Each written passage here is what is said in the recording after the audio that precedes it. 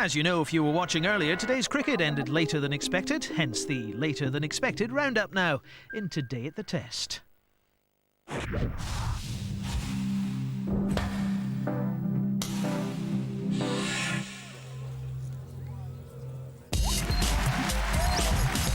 Sport on 4 with Stepstone Online Recruitment. It's been a big day for a few people. To use rhyming slang, we're in Manchester for the third George Best Test.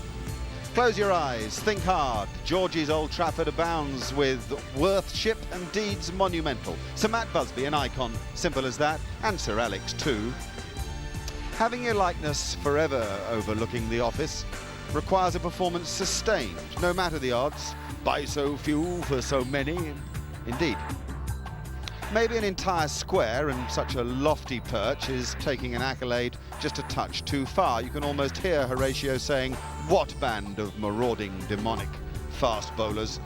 I can see only the flag of the Union, not that eyesight was Mr. Nelson's strongest point. In football parlance, there was only ever one Fred Perry at Wimbledon, alas. Makes you wonder what they have in mind for middle-aging Martina and forever young Sampras. Being alive, gloriously so, is no hindrance. Why not a set of nice gates for the Queen Mother? Bless her. Hyde Park's their park, after all. And oh, should you get the chance, ma'am, we're on at 7:30 again tomorrow night. No, maybe not. Talking of gates and cricket, which we were, William Gilbert Grace was 52 and still scoring runs when tiny Elizabeth Angela Marguerite Bowes-Lyon, the Queen Mum to you and me, was born. So if Dominic Gerald Cork, great names, eh, wants that little white gate opened in his honour, like true heroes of the modern game, cricket needs to remain front page news, like it was at Lord's last time round. Corky's match, lest anyone who saw it should forget.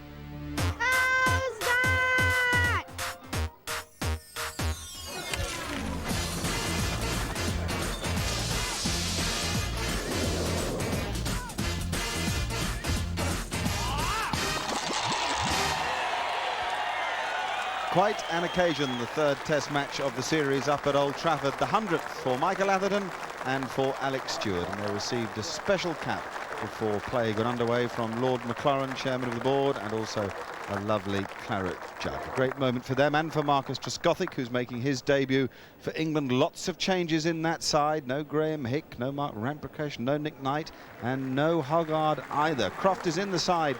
The spinner, the West Indian batsman Sherwin Campbell and Adrian Griffith on the way to the middle, because Jimmy Adams won the toss and chose to bat first. Good news that Brian Lara was past fit. Franklin Rose as well. Ramnaresh Sarwan will make his debut. That's exciting. Courtney Walsh and Curtly Ambrose are still around, enduring and outstanding cricketers, and we spoke to them a bit earlier this week. Curtly and Courtney, you all have had a well-deserved break. What have you been up to since the ending of the Lord's Test match? Well, you know, as you might have heard, I went back home, you know, took a 3-week break, which I think was very deserving. Had a good time, spent the time with the family, and sort of recharged my batteries for the third Test, so here I am again. And I've been here, been around, carrying a little injury, which wasn't too major, but it, you know, gave me a chance to probably get a break as well. And not had much cricket since the Test match, so I wish I had a chance of going home like him, but these things do happen to fortunate people. You guys talk about the workload, and at 36 and 37, you're still doing it. Is that something that you feel is sort of unfair, that after all this time, you still have to do it? The team almost depends on you guys to do that sort of thing? Well, yes, you know, I've said that for the last couple of years, you know. I mean, lots of people are saying that it's time for the youngsters to come through and take over the mantle. And I keep stressing that they're not quite ready. You know, despite the fact that we have to do a lot of work as well, myself and Courtney, you know, I mean, it's a little bit unfair, because I think that as youngsters, they should be the one to do the bulk of the work, you know, but it's not happening so, and I just figure that, well, as long as we're still playing, you know, this is West Indies cricket, we just have to do our best and hope that these youngsters can come through quickly. For you guys, there's that old glint in the eyes, that old opening of the eyes at the fall of each wicket. Is that a sign that you're still enjoying it and that you're sort of throwing one at your detractors, so to speak?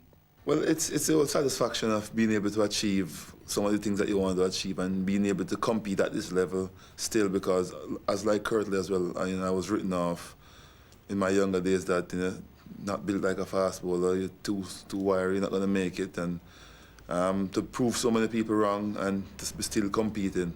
And I remember just before I left home, I was told that I shouldn't be on this tour, so the satisfaction of being here and doing well for the team. And it doesn't matter what they want to say, just doing well for the team gives you a little bit more self-belief and a little bit more self-enthusiastic that, well, you're still doing the job and the guys around you are happy, and once they're happy, I'm happy with that. Well, they're going to have to wait to bowl at England because the opening batsmen are ready and out there. A reminder of the many wickets taken for the West Indies by Walsh and by Ambrose. Also of the movement early on for Darren Gough. There was some swing out there with the new ball, and England looked very urgent and positive. Hussain gave them a thorough going over at the huddle, and they were up for the challenge.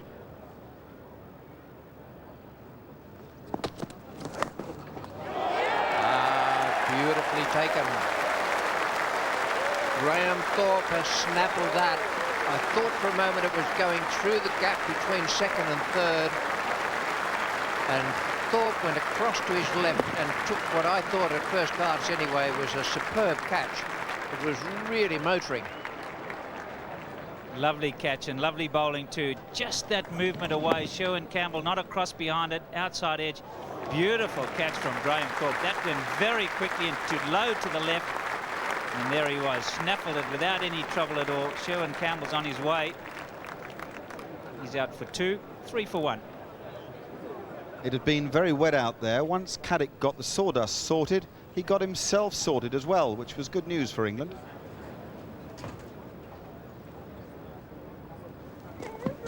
That's off. Oh, yes. Yes, he was from where I was looking here. He didn't take himself forward with any sort of big stride.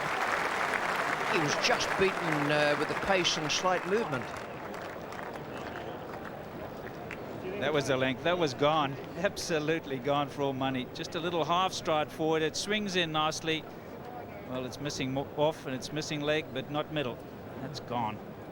12 for 2, and it's good bowling for both Gough and Caddick. Well, you might say no better man for a crisis than Brian Lara, but he didn't have it all his own way. Barry Richards was with me. That was a big early shout against him. Yeah, just going down the leg side. A little bit lucky, Lara. He's trying to up the ante, though, but he's just picking the test matches to do it in, and that's not easy. You need a little bit of practice in between times. You can't just go into a test match and think you can turn it on.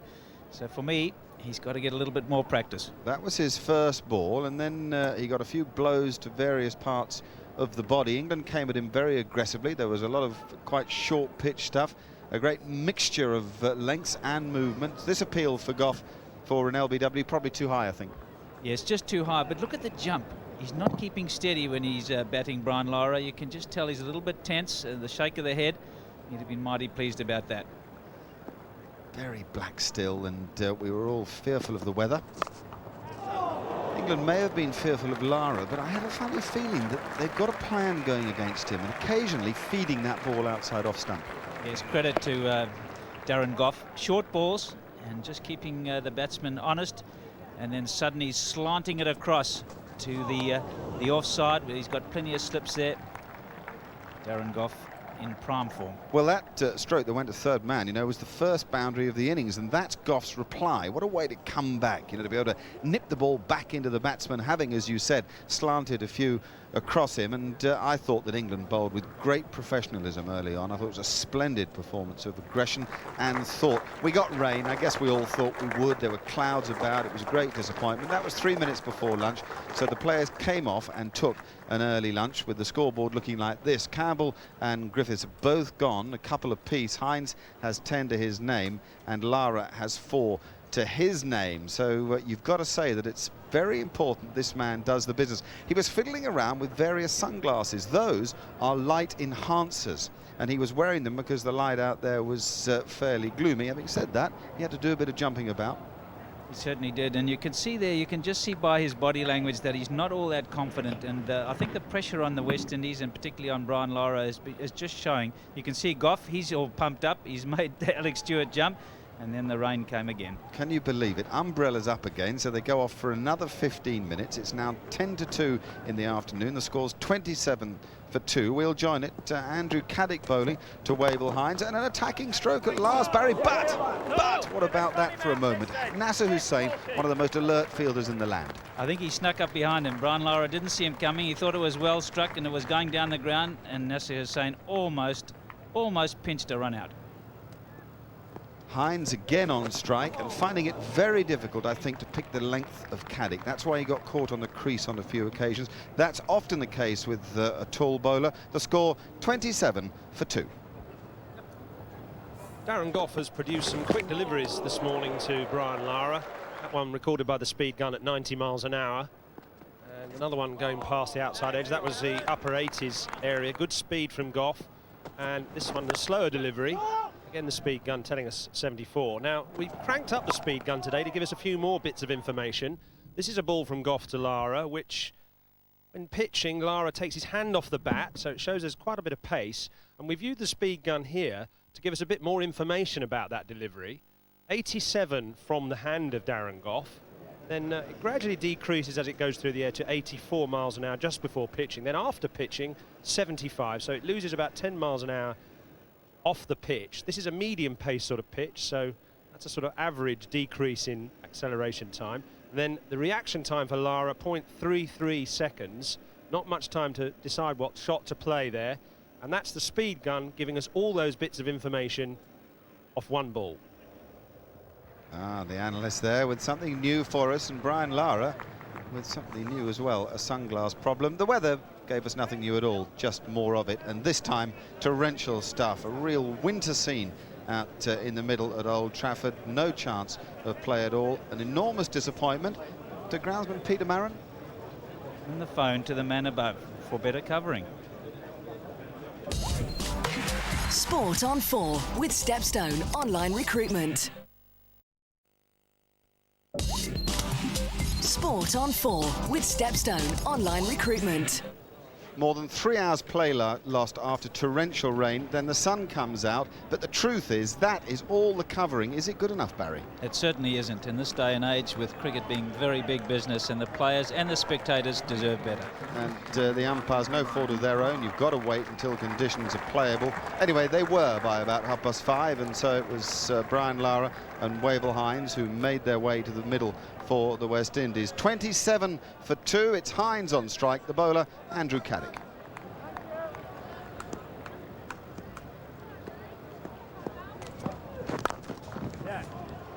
It's a good stroke.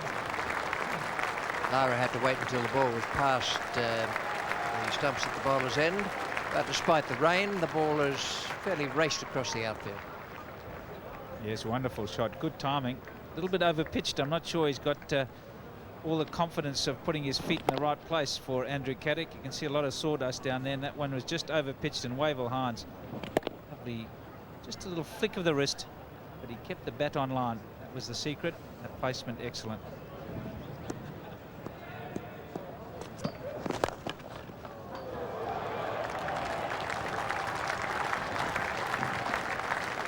Very, very good stroke. It wasn't all that bad a delivery. It wasn't as though Caddick had dropped one in short. Just made it.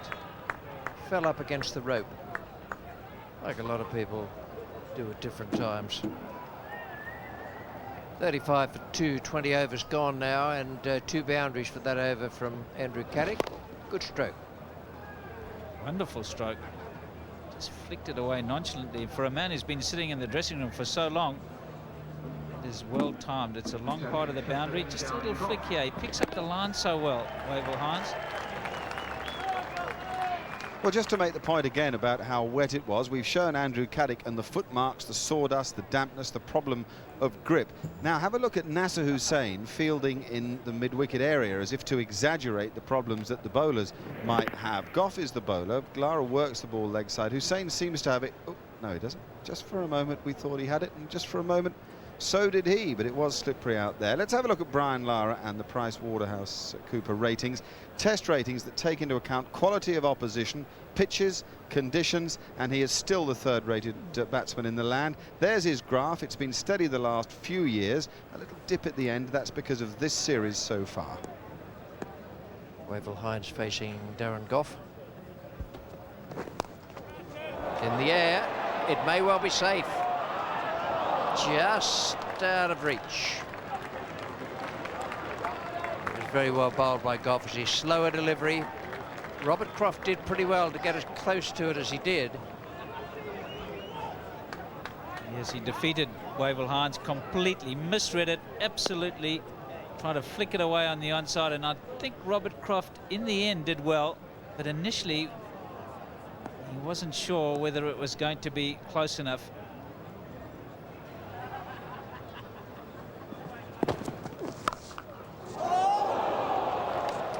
A stroke. Lara may well have been expecting it. 6 for 2, 25 overs, and Darren Gough put back 2 men for the possible pull shot and bowled it outside off stump, and Lara might well have been thinking this is where it might be. Just give it a real flash.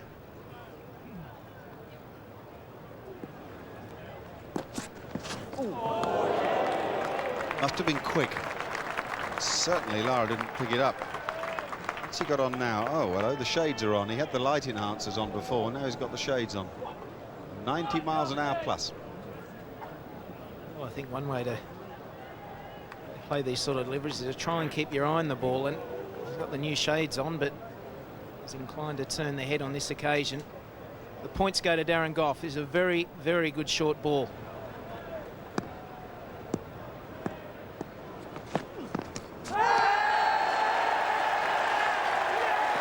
Well, Cowie has raised his finger. Hines got to ropey old decision at Lord's on one occasion, and by the look of him, he thinks he's got another one today. There is joy in the ranks of the English players. There's no doubt Hines feels he's harshly treated on this occasion. He stood there for a couple of seconds looking in disbelief, couldn't believe the finger was raised. It'll be interesting to get the snickometer on that one. To me, it looks like he's flicked his pad.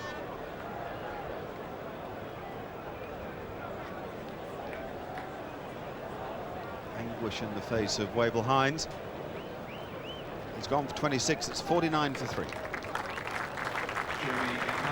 Now then, ball is arriving at bat. Hasn't got there yet. You can see clearly the gap between the ball and the bat with the movement in the graph, and then when the ball passes the bat, there is no movement on that oscillograph.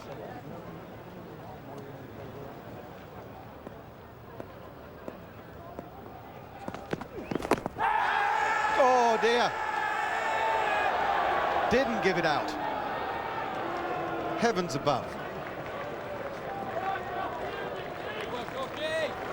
You'd hardly believe it. The moment it hit him, he looked gone for all the money. It was a late in-swinger to the left-hander. It was a beautiful delivery from Dominic Cork and a superb over. And in real time, when it struck the pad, you would have thought he had to put his finger up. Doug Cowie.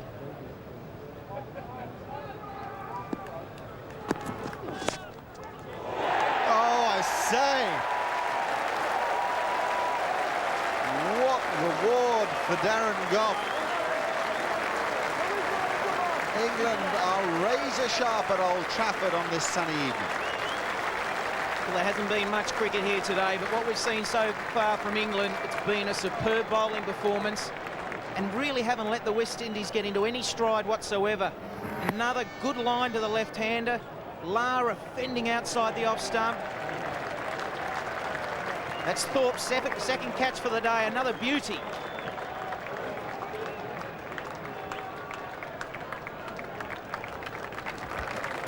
This is the third time that Gough has done Lara this series.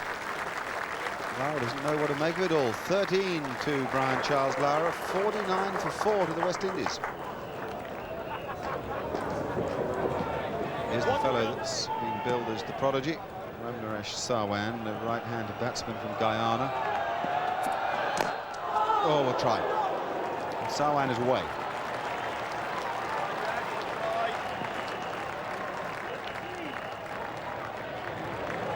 Watch out, Jim. There's been quite a bit of pattern to Brian Lara's dismissals in this series. This was the first one at Edgbaston, wideish ball from Darren Gough, and he just got drawn into playing at that one. And then after that, the next test at Lord's, Gough again probing away outside off stump and a little edge. Then Caddick in the second innings at Lord's, and the open face that Michael Slater was talking about, caught in the gully, and then to complete the set, today's wicket, again an open face, caught very well by Graham Thorpe, and I suppose you'd say Darren Gough 3, Brian Lara 0 in this series.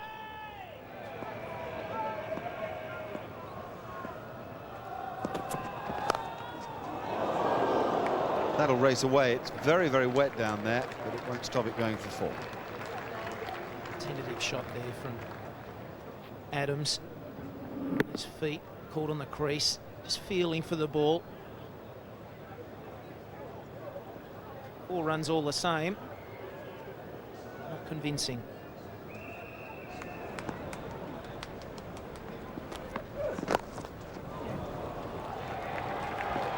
And you want the ability to cash in if you get a bad ball.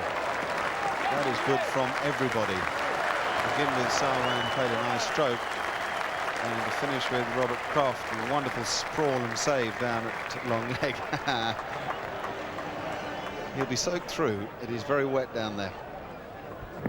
This is another way to play positively. Just turning that. That was an outside leg stump, so helping it on its way. Fine bit of fielding from Croft, though. Extraordinary how we suffer during the day and then each relative joy in the evening.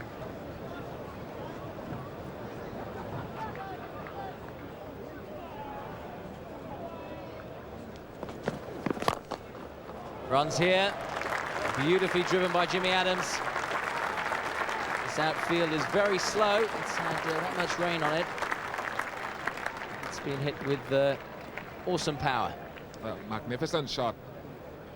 First boundary for some time, and well played by Jimmy Adams. Got right to the pitch of it. Stroked it well. That's the real stuff. Authentic cover drive from Jimmy Adams. It's the first boundary off Dominic Cork.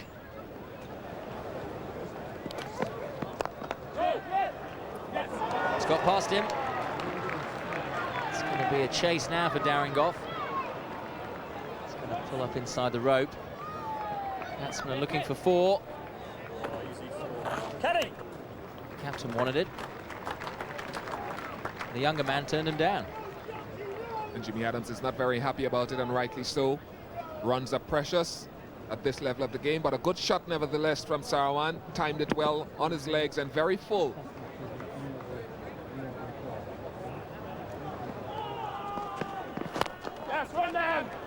Well timed. Actually swung back in late at Jimmy Adams, but he played it nice and straight. Batsman get back for 3.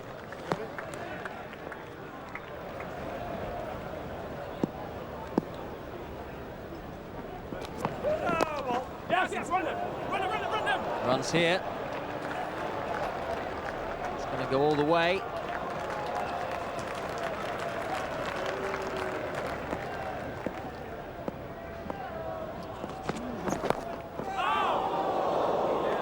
Well, that would have been some catch. You're really in there at short leg for one that bounces and hits the glove, or one that hits the inside edge and just lobs up off the pad. It's pretty rare to take a catch straight off the face of the bat. And it would have been magnificent. It would have had to have stuck, just hitting the fingertips. Good reactions, though, from Michael Vaughan at bat pad. Good reactions from Cork as well. 4 wickets lost against some English bowling. Campbell, that was impressive. Campbell, Griffith, Hines and Lara. Of course, it wasn't a debut for Sarwan, but it was a debut in England. He has played 2 tests against Pakistan. He looked very, very good indeed. 87 for 4, the West Indies. The English bowlers did extremely well. Gough, 2 for 37, was the best of them. Caddick, 1 for 31 in support, and Dominic Cork, 1 for 14 as well. 48 overs lost in the day. That's more than half of the playing time. It was a great frustration for everybody. That the short ball in